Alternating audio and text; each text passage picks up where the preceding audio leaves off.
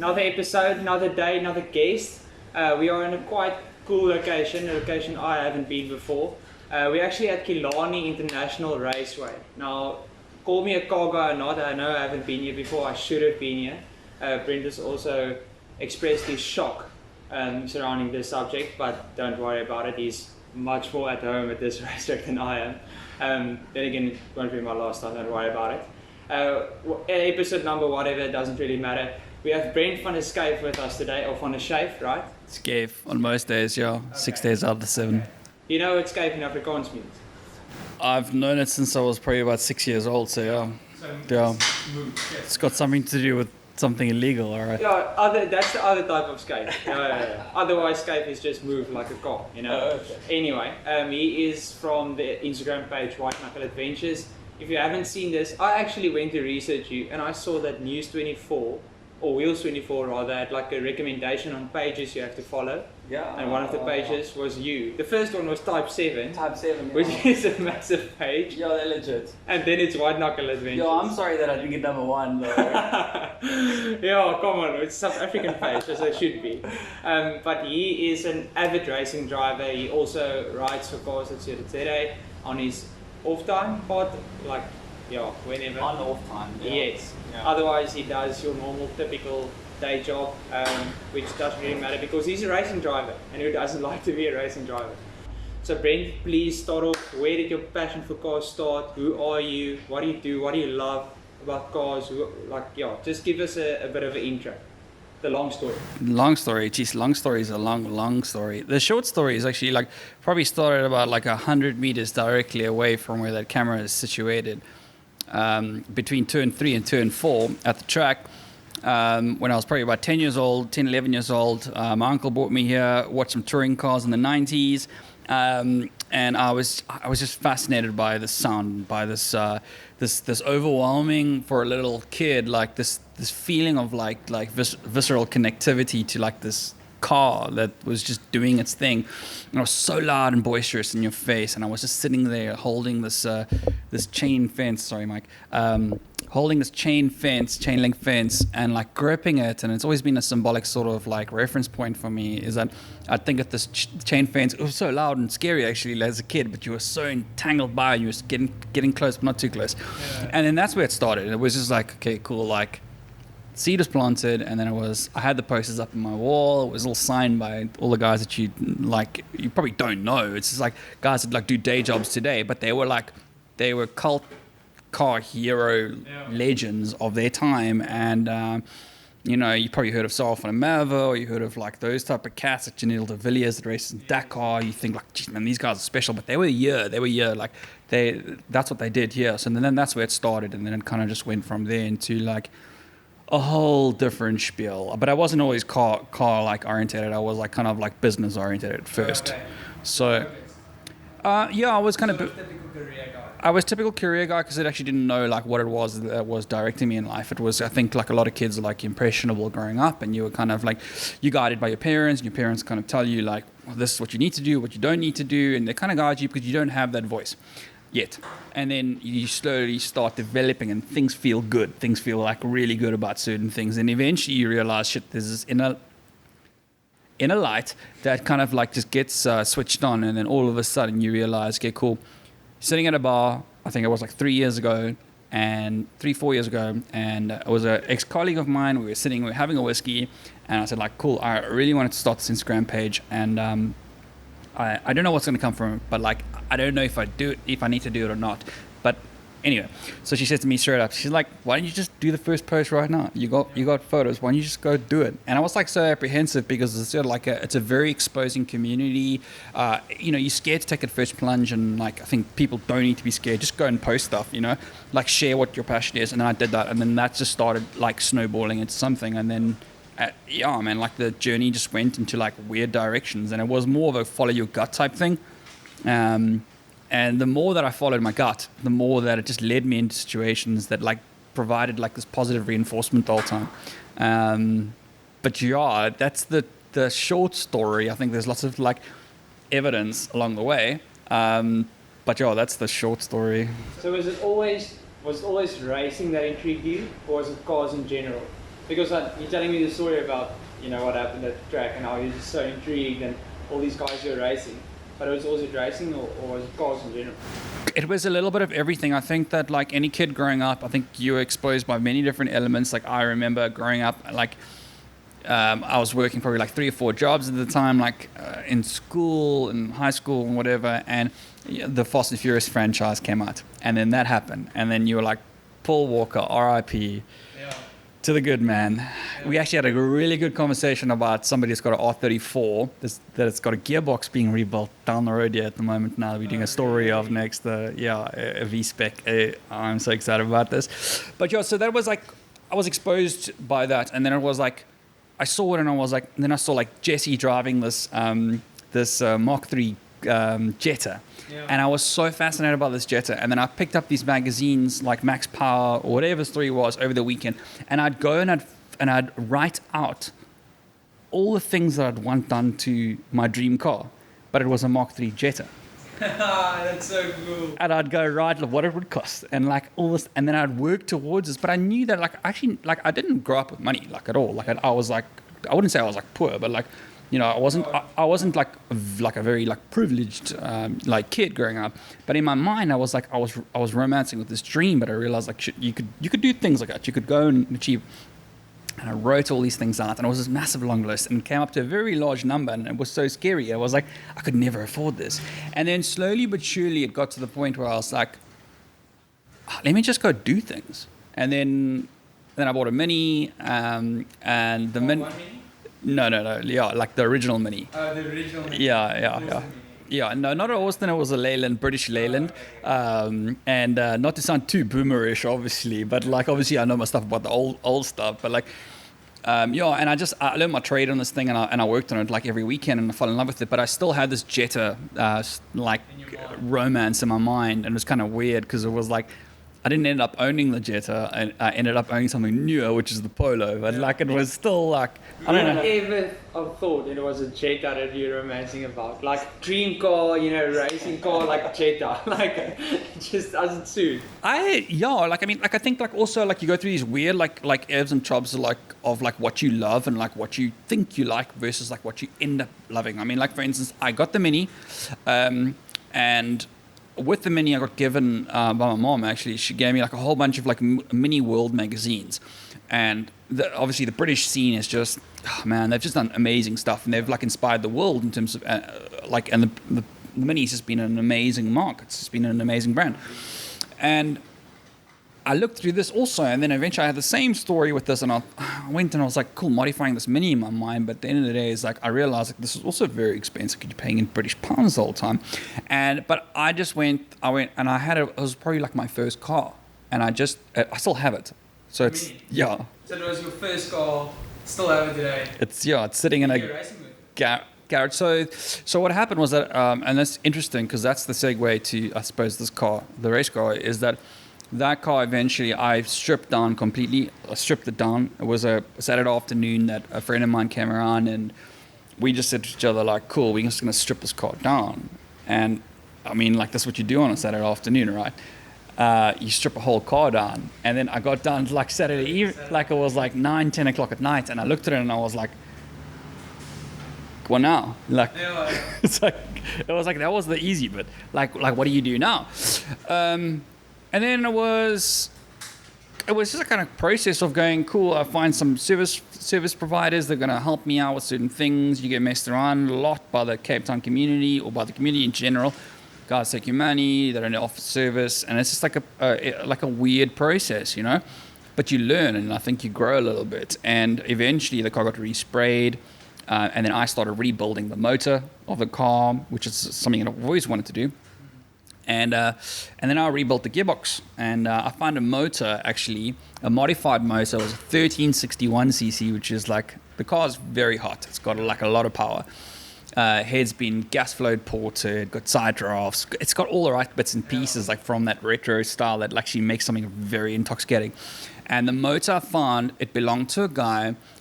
It's quite an interesting story, but like it belonged to a guy that actually wrote for... it was Hustler magazine in the 90s. So, Hustler magazine.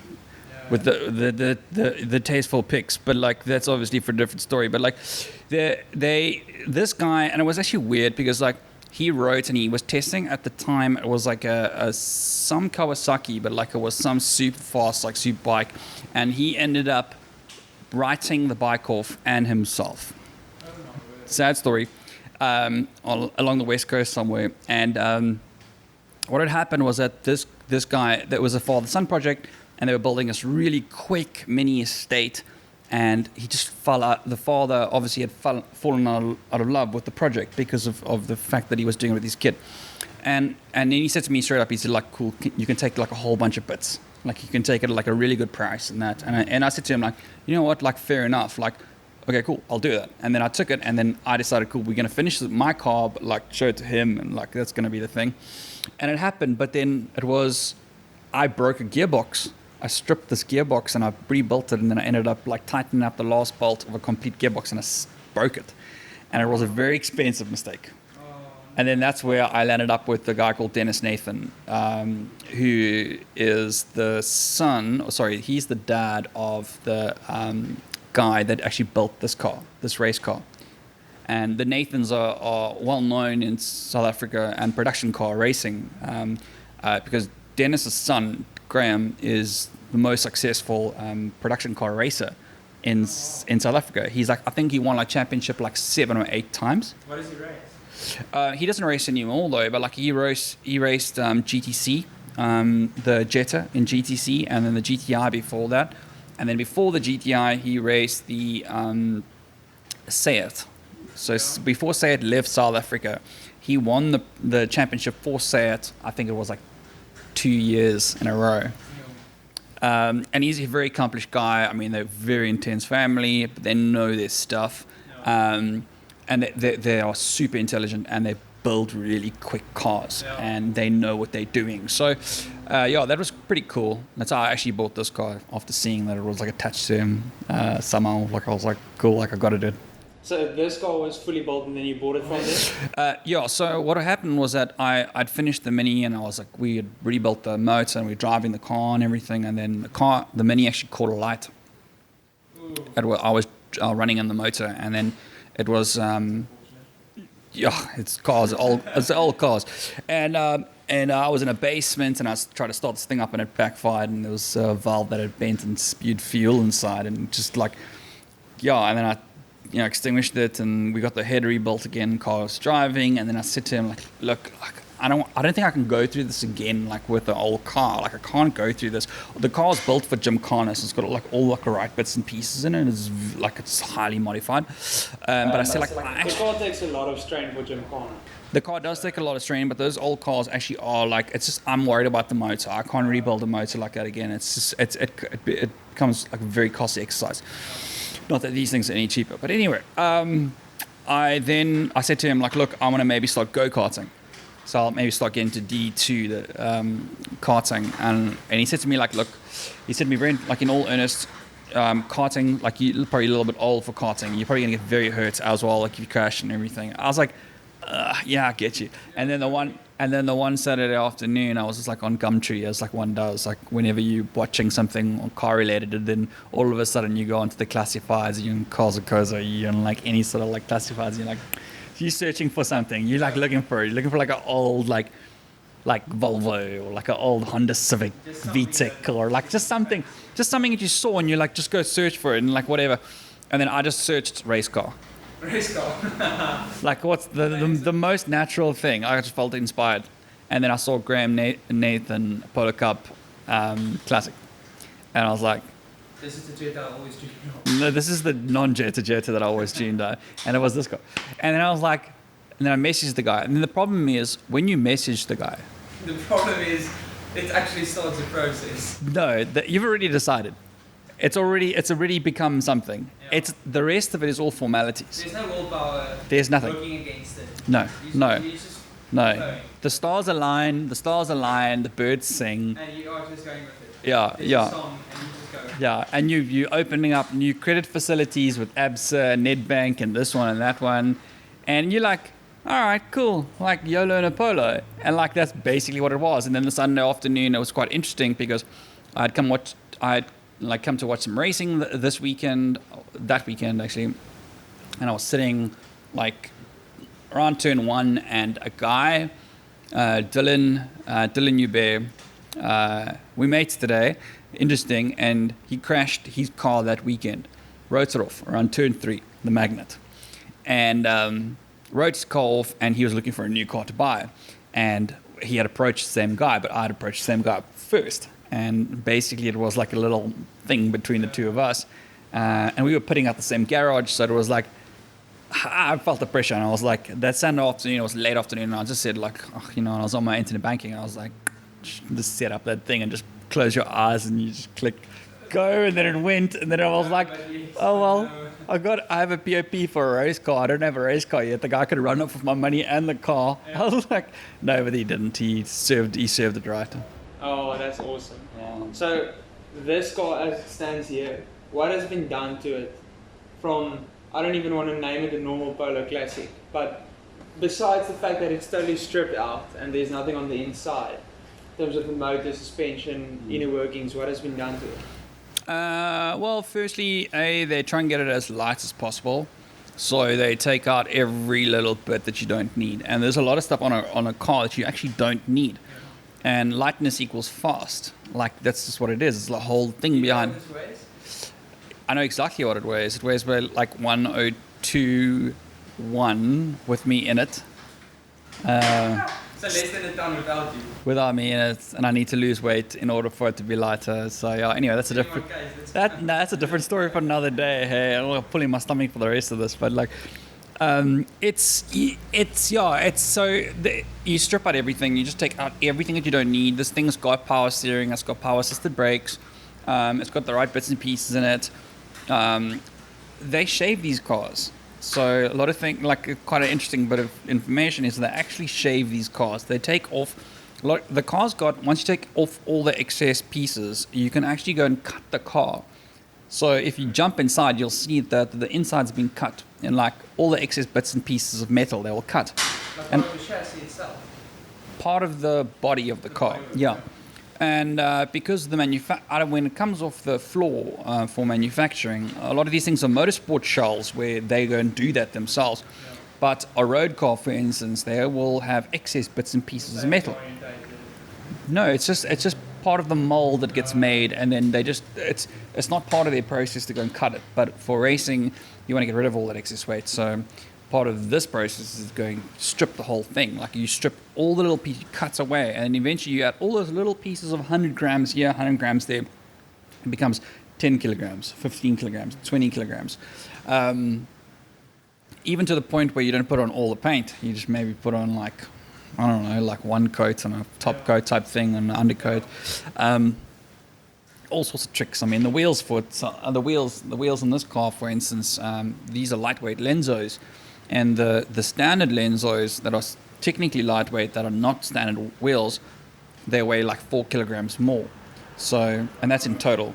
So unsprung weight versus sprung weight, that's another technical thing, but like essentially, like it becomes a big number, and it's a sum of parts then the whole time. So you try and like cut where you can, like wherever. Yeah.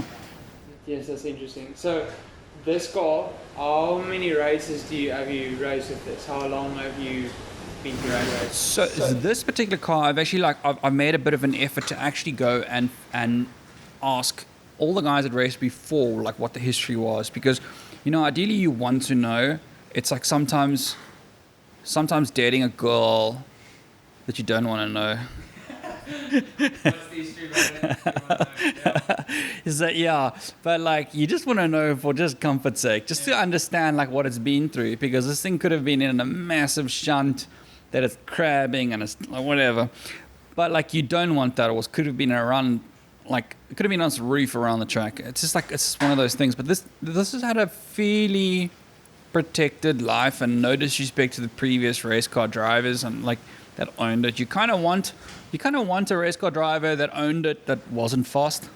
Yeah. because they were more pacifying, they were more chill, they were more. One didn't roll it, one didn't crash. That, yeah, you don't want someone that's like gun ho and that's like that. There's a number of racing car drivers that you don't want to buy a car from around this place. But you know, I had bought it from a history of buyers that actually were more respectful. You know, like and they were very good and they were like and they did what they needed to do. But it wasn't anything like bad. It was a good car, really good car. Okay. Still is. Yeah, probably I can guess. Do you know how much power it kicks out? Yeah. It should be pushing out about 105 kilowatts on the wheels. Because we in the series we drive according to regulation. I can't put out more than that, so I think at the moment we're about 96 kilowatts. It's low on power. It's got about 177 newton meters of torque, and torque is ideally what you want to be chasing as opposed to kilowatts, but kilowatts does make a difference.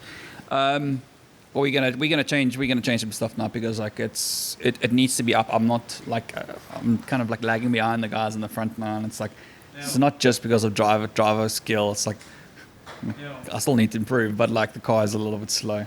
Yeah. No, I must say, like, I'm very intrigued. As I told you now, I basically don't know a lot about racing and racing cars. Like, if you'd ask me half about this car's engine and what it needs to change for racing, I can't tell you anything. So I am very interested in terms of how things change to become what it is now, what needs to adapt, what it's capable of.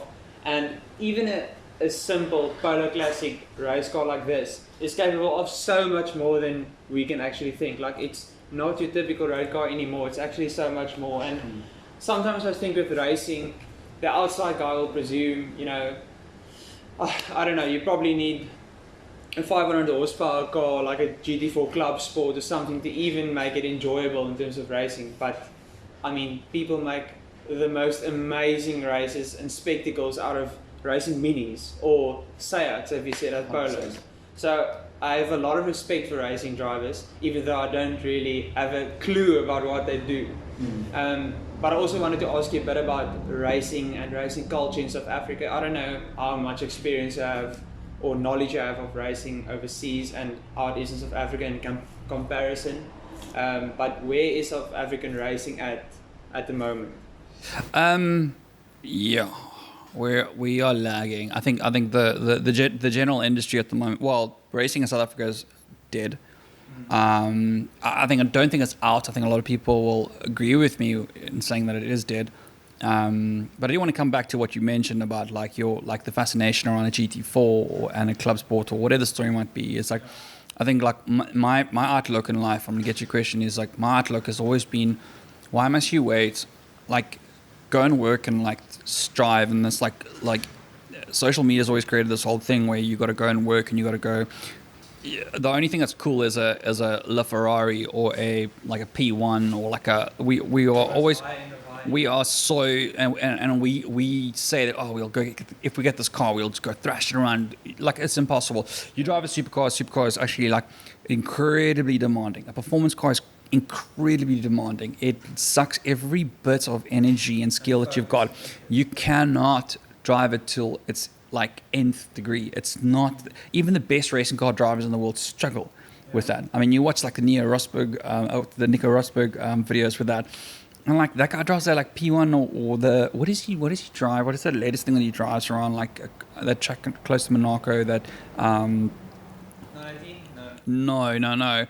Shit, man, it was one of the Ferraris, but like the SF90. I think so. I can't remember, but like he's struggling even with that. But that guy can drive, you know, and like he's a Formula One car driver, and like your normal everyday millionaire, multi-millionaire, multi-billionaire actually doesn't have that ability. So the thing is, for me, was like, what could you afford at the time? I could afford a Polo that cost 49,000 rand. Yes, you spend 3 times that amount on an average season, because race cars are all about maintenance, not about actual initial like all-in cost. But what were you going to enjoy more in the beginning? Like, were you going to wait for something that possibly would never ever transpire, being a very expensive supercar, or were you going to get into something that you were going to enjoy? And this for me has been a gateway into performance driving that was like I would never have gotten. So I romanced about the cool stuff, but I was like, let's be practical about it. You know, and at the end of the day, I think if you own this car for like 10 years, you probably could buy a 997 GT3. That's a sad part about it. But you know what? Like, you got more experience behind your name. Cool. So back to your question about the racing scene in South Africa, or motorsport in South Africa versus the rest of the world. I think what we need to realize is that because of our geographical location, there's a lot of factors at play. Okay, our geographical location says a lot. Manufacturers says a lot as well. Like, the scene in motoring in general says a lot.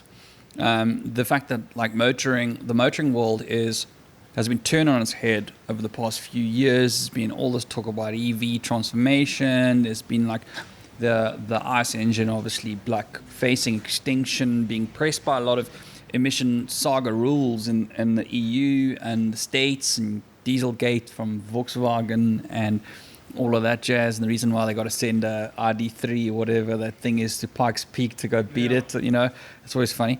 But it's I think there's so many factors at play that impact it. I think that if I look at the racing scene in South Africa, there's been a massive vacuum over the years, because the old guard, or the old guys that come here or don't come here anymore, tend to complain about the fact that it's not the same, and it's not the same. Nothing's ever the same. Times do change, and you know, this is life. But there's been way too much change, and people have not been receptive to it, to move with the times. And they became so romanced with 90s touring cars that it's weird, because I did this whole interview thing with Dion Joubert, a touring car legend. He raced around the world with all the big cats in Europe and that, and he kind of said something interesting to me. He said touring cars killed the scene.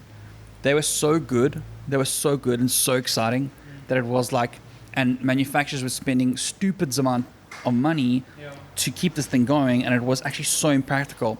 And if you look at the series that run today, or TCR for instance in Europe, or Polo Cup, or whatever the story might be, is that it's still expensive. It's very expensive, and it's not that realistic. It's if you look at production car racing from past, or Group N, it was a road car with road tires on. You could there's stories about guys renting cars from places and racing it that weekend in a Group N race, putting stickers on it and to go race. So that's the formats of racing, and we've lost that. We've lost that completely. We're in a different state now where guys romance about GT3 racing, and GT3 racing is actually stupidly expensive. It's crazy to buy a car. Yeah, 100%. So, and generally racing around the world is customer led. So, it's the guys that have got businesses. It's the guys that sacrifice their paychecks. It's the guys that go and do this. And even in your local grassroots level, it's the same story. It's the guys that go and use their paychecks to go and spend on racing. If you go to TCR, you look at how many privateer teams versus how many factory teams, you'll notice that there's not many factory teams. And that's in Australian TCR, it's in the European stuff. And even if you look at GT3 racing, or even prototype racing, if you go to Le Mans, for instance, a lot of private teams drive that sport. And you look at Audi, for instance, pulled out of GT3, or Aston Martin, but they're still supporting privateer teams. What does that tell you? It tells you that there's a lot of rich guys out there that are keeping motorsport alive. Obviously, COVID's at its play, but there are still guys with money that are still doing it. So, yeah, it's driven by money, and unfortunately, in South Africa at the moment, there isn't too much money for that sort of thing. Yeah, I just think maybe motorsport it's one of those sports where, of course, it's very expensive to get in and keep going, but maybe it's just in a rational way you can say, what's the point? Okay, rugby, soccer, any other sport, which is also a sport like motorsport, those things are much more accessible and easier to get into. Much more people can play it. When you look at Formula 1 drivers, and I know this is way out of the spectrum now, but just as an example, your Formula 1 drivers, there are 20 drivers in the top league of the world. When you look at soccer, like Premier League, there's there's 20 teams, you know, with all their whatever. And those guys start at age 5, you know, sacrificing basically their whole lives, not doing anything else but just racing. And I think that sacrifice is what keeps people away from racing, even at grassroots level. Like, you have to spend a lot of money on your car and on fixing it and on racing. And it's not like you're sponsored or anything, like, okay, yeah, you may now and then have a small sponsor, but this is not something that is like, yeah, you know, I'll be covered for life, like, don't worry about it. There's still a lot of sacrifice, and it sort of keeps you on your toes also. So I think money also definitely, but money can't buy you passion. You still need to have guys that are interested in going into it, that are able to sacrifice and willing to sacrifice. You know, drivers that are saying, I don't care about the money, I just want to go race. People like you guys, I think, of course, you still do a day job and whatever, but you have a lot of passion for this. Yeah.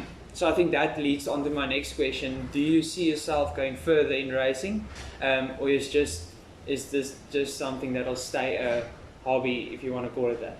Or do you see yourself seeing going further? Yeah, I think like up until probably about like 4 hours ago, I was always thinking that I was going to get that spare seat next to Bottas. But then, yeah, old Sir Lewis Hamilton. Oh, close for no cigar. I was going to get the cornrows and like the tough neck tats as well, and go and do it. So yeah, a little bit bleak about that. Optimism hoodie and like Optimism hoodie. I was gonna go the whole shebang and like start my own label, to take my dog with me wherever I go around the world. Well, yeah, I'll probably just branch out a little bit, but I wouldn't go exactly cookie cut like that. But like, yeah, no, I'd do a spin off, like a little bit of a collab with those cats. Yeah, no, so I don't think. I think to be realistic, I think you gotta decide upon what you want to chase. You know, like, so I think the guys that are super genuine and authentic about the passion will be very realistic about what they want to do. So for instance, I started and I got into clubman's racing. Clubman's racing is a kind of, and I hate the term, but they use the term run what you brung. All various different manufacturers, from Nissans to Toyotas to Volvos to whatever. They're all there, Volkswagen, whatever. BMWs, lots of BMWs. And eventually I realized, you evolved through that. I did like, I think, a year and a bit of that. And then I decided, cool, I wanted a more real sort of like experience. So I went over to GTR Challenge, and GTR Challenge is you got 105 kilowatts. You can only use 10 tires in a year. You can only use a certain diameter brake disc. You can only run this. You can only use this. You know, you got to run. It's very standard. You can't run fuel cells, for instance. You got to use a standard fuel tank. You got to use this. So you can't use plexiglass. You know, like you got to use normal glass. You have to use glass. Like, it's got to be like a real road car. Obviously, there's a dispensation rule that says that you can use Lexan if you're overweight, and this car is overweight. We decided like it's a bit of a big goal. So yeah, still needs loving though. Okay. And you kind of like, you get realistic about that, but like if you wanted a more pure experience, if you wanted that, you chase those type of things. And then like recently I like chased the like whole Lotus 7 thing. So I started like had a conversation with some guys at country about like maybe testing a Lotus 7, and that's obviously the ultimate. The Lotus 7 guys are just, they're cut from a different and when they sell their souls to that brand, it's for a valid reason. And that's kind of like where I go, I understand why they do it, but like I'm kind of like, I want a little bit of everything. I mean, if you had to give me a super truck to test, I would love to do that. You know, like it's just like I want variation. I'm just that type of guy. But like I got to the point where I was like, cool, what is the next step? And like, I mean, ideally, like I'd love to do a season of Polo Cup. It's not like so stupidly out there, but like when you crunch the numbers and you look at it, it's like if you get some guys on board that are willing to pay some money, it's like their money to them, it's all relative. It's like, it doesn't actually seem that much to them. If you put it together, they're willing to put some money behind somebody that can actually pedal a car. Not that I can pedal a car. I'll just be making up the numbers. But I'll just be, you know, like that for me would be like an amazing experience to just go and like drive a Polo Cup at a national level, like ultimately. Yeah, I think, definitely. I think it's it's definitely a good idea to still just keep going, even though you don't make it somewhere even high. Just a pure enjoyment level, and I think the community you also built, these are guys who, as you said, cut from a different cloth, very, very passionate, very enthusiastic guys about what they do, very serious about what they do also, but also the type of guys you can probably go have a beer with afterward, and chill and make friends, everything. But on a totally different spectrum, and I know you want to chat about this, and I'm also quite enthusiastic about it, is car culture. And car culture here, car culture, worldwide, but I think in South Africa it's a bit different than what we perceive from overseas YouTube and social media, everything. But maybe start off, give your point of view, your opinion on car culture. Just a bit of insight, yeah. I think it's not as different as what you possibly would like give yourself allowance to believe compared to the rest of the world. I think car culture does symbolize a lot of socioeconomic situations, and not to get too deep in that whole thing, but I mean, like, you've got a lot of like race differences, despite what anybody wants to say. I mean, like, there are certain cars that tie everybody together. I mean, if you pull up anywhere with a 325 IS, it's like everyone is gonna lose their stuff for that. Like, it's just gonna be like one of those conversation pieces. Like, I don't care who you are, you lose it for that. But then there are other cars, I mean, that are specific to like certain cultures or certain whatever, or the way that we do up cars, or the way that we go in like modify, or we do this. And it's like there are a lot of those issues that kind of come out in those type of like sort of assessments of like what car culture is. I mean, like, you've got Cape Town, for instance, who is so cosmopolitan in so many different ways, and that's very reflective on the car culture.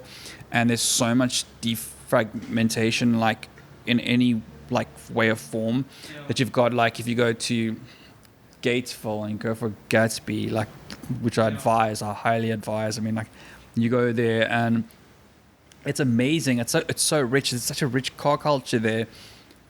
Everyone drives a Honda or a Nissan or like a like whatever. And there's like those certain things. Or if you go to Belleville, and Belleville's got like all the guys with the Ford STs, man. Like, everyone in Belleville's driving a Ford ST. Hey? One guy on my race, the only guy from Belleville, and he drives the Fiesta ST. Yeah, Fiesta ST, dude. Like, yeah, man. He's probably got like a monster sticker at the back as well. Oh, it's lowered also. Yeah, no, 100%. They are great cars. Amazingly, like, I wouldn't mind. stiff chassis, and like that thing can handle like anything, man. But like, it's funny how it goes, and unfortunately, there's so much like there's a serious part about it, but there's so much actual like separation and like disparity between like common views. Although we all love cars, like, it's the way that like I project my view on you, for instance. Not that I don't do that. I'm against that. But like, the guy with the Alpha would be like, what are you doing there? Like, what are you doing? Like, just because you don't do the thing that I do in terms of owning an old GTV or lusting over an old GTV, it means that you're wrong, I'm right, because I like it. Yeah. Or the Porsche community, for instance, don't even go there. Like, don't even go. They're cool guys. I mean, like, you hang out at the Porsche club, yeah, most of the guys are really, really cool. Yeah. But like, there are some that are not so cool. Yeah. And that's just like, I think, indicative of like I don't know, like, just weirdness in car culture. And like, no one, like, there isn't solidarity. Like, that's the sad part about it. Like, there isn't, like, you can't go to an event and everyone gets along well with each other. Yeah.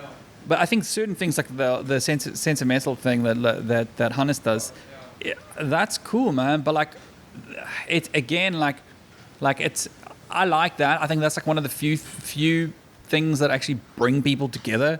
Like, you get some guys with like old like E30s and like old like Fords and all with new cars that like come together, and it's like a cool little moment. That's like a nice little like sort of golden thread in the whole thing.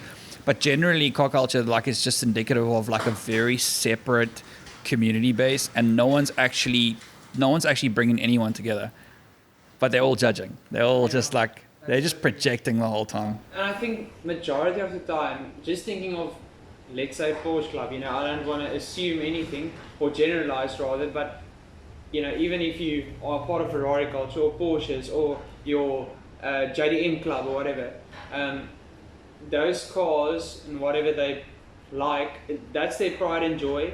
But a lot of time it's also a status kind of thing. Like, I have a GT3. Like, go away with your Ballard, or I drive this Ferrari 430.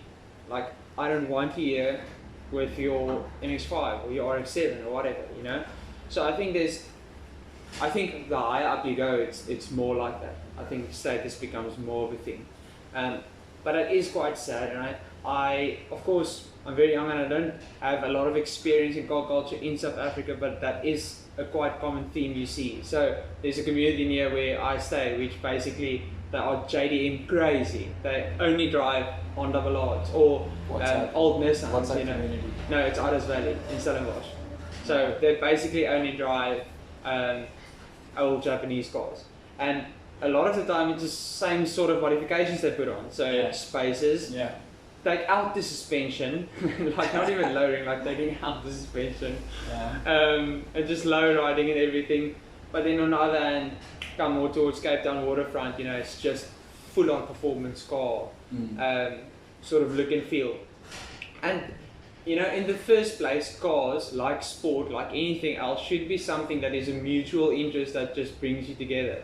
Yeah. And I think in racing, like, I don't know if it's any different in racing, but whether you have a Polo Classic or you race a GT3 or a Challenge, a Ferrari Challenge, 458, whatever it may be, like, you're still racing, you still sort of have the same passion. Why are you letting status or money or sort of this like class level get into it? I think that's just something you're not gonna get people convinced of quite easily.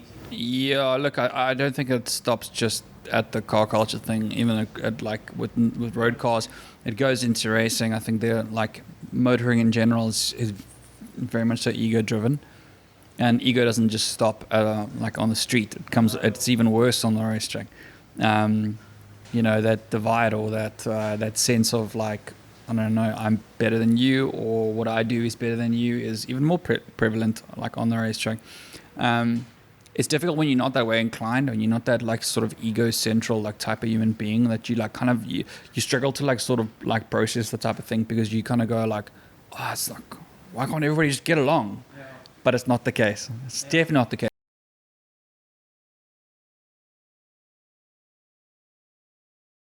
And it's a lot worse possibly on the racetrack. But like, I don't know, man. It's just like, it's like you wish everybody could get along, but unfortunately it's not like that, man. Yeah. I mean, like, I ended up selling my Porsche. I didn't own a Porsche. Oh, that's awesome. I wish I did. I got to drive a GT3 once. 997, .1 or .2? Jeez. No, but I drove a 997.1. Yeah, GT3. Yeah. Okay, but there's nothing normal about any Porsche though. Damn, man. Jeez. The thing with Porsches, I'm a massive Porsche fan, and the thing with Porsches is especially in 911 range, like every model variant gives you sort of the taste of what's it like in the higher variant. Like you drive Carrera S, it does give you a taste of the GT3. Yeah. Okay, your modern 992s and everything with the 3-liter turbocharged and then swapping over to the 4 liters, like that's a bit of a bigger difference. Yeah. But you drive a Porsche and you're like, it's so like, it's just Porsche. Like there's no two ways about it. And you can sort of get an idea of how it is in the higher like model levels also. So that's what I love about Porsche. Problem is, once you go GT3, oh no, it's just that's motoring utopia. That is the peak of the peak. Yeah. In racing, in road car. No, it's just like, I think in general, just experience. Everything about that car just screams experience. And they talk about the whole like mechanical grip thing, and then you actually go and thrash it out. You're like, wow, okay, cool. Like, I could actually just turn this thing in and it's just going to sit there forever. It's like nothing that you drive after that's going to be the same. It's just like I don't know how they got it right, but they just get it right all the time. It's like, It's sad that I can't buy one. It's very sad. Did you see that video that Chris Harris and Confection did with the head of the GT division at Porsche? Yeah. Where they basically went to this garage with all the GT. GT. Oh my word. No, that's That was a bit too much for me. That's ultimate stuff, that, man. And like, I think if you can just taste it and enjoy like that type of car, you'll have a fresh perspective as to like what's really important and like what the level is. Like that's the ultimate. Yeah. That's the ultimate. Okay, I have a few quick fire questions. Sure. So I'm going to ask like 5 or 6 questions. Okay. I don't want to say answer the first thing that comes into your head. Mm. Maybe think about it. But anyway, I'm just going to ask it then. Let's go for it. Okay. Let's so go. First one, what's the quickest car you've ever driven? Polo. No, it was a GT3. Okay. Yeah. GT3 997. Yes. Okay. Yeah. Most fond memory in a car. Fond memory and a car. Ah, damn, man. I think it's definitely the Polo. The Polo's taking the win. I think every question that you ask me right now, I'm just gonna say Polo because it's yeah. Okay, next one. Manual. Manual, and then a manual. There's no other. There you go. But the 997 does have the sequential shifter with the third little pedal on the left hand side, so that's a different variation of it. I'd say that's second guess. Yeah. Okay. Yeah. Your ideal road trip. Ideal road trip. So The Nürburgring. The Nürburgring. Okay, which car? The Polo. The Polo. Okay, but still in seriousness? In all seriousness, I'd probably want that Yaris GR. Yeah, GR. Okay. Yes, sir. Maybe like a leaf shield suspension also, no? Yeah, and an influencer paid for by, we won't mention anyone's name. No. Like, it just, we got the details of this. No, definitely not. Okay. The car that you shouldn't like, but you actually do. I don't know. I'll give you mine. An old Passat. Old Passat. Oh, but it's in Volkswagen. You can actually like the old Passat. Okay, fair enough. Did the Passat go racing at any point in its life? Yeah, there was one that was racing on the weekend, actually, a red one. Got pranked up pretty bad, but it looked pretty good while I was doing it. Never seen an old Passat racing. That should be such a spectacle. It looks like a yacht. It looks like a yacht. Basically, it's this long boat just going around corners. Okay, and then if you could go to any race, if any sort, in any country, what would you attend? Actually, no, because you're a racing driver, which would you race? What's your, Which would I race? This is actually cool. That's a cool question. I would like obviously I would do Le Mans. I would want to race Le Mans 24 hour in a prototype car. Okay, and I have to choose a brand. Damn. Well, with the new hybrid classes coming in, I think I'll probably go I'd go Toyota. Toyota. Mm. Do you think Or Polo. well, Hybrid Polo. LMP1. smashed him out of corners. But with Le Mans, didn't they want to bring in like a hypercar class? Yeah, they are. That starts this year. Yeah. One class that took out, or what is that? Yeah, so LMP1's no more. That's done now. And the hybrid LMP-H, and there's another class coming in that Porsche's race again. But essentially, that starts this year. So Toyota's... That's still a probability. It's happening. It's happening. There are probably about 8 manufacturers that have joined. Peugeot's joined. And actually, Kevin Magnussen signed with Peugeot today, actually. Quite interesting. Oh, that's interesting. Pretty cool, eh? That is signed. Yeah, so there are about 8 top manufacturers. Audi pulled out of Formula E I saw for it. BMW also. I think. No, BMW hasn't yet. BMW, I don't know what they're doing. But like Audi, Porsche pulled out. Porsche pulled out. Yeah, Porsche back in Le Mans prototype.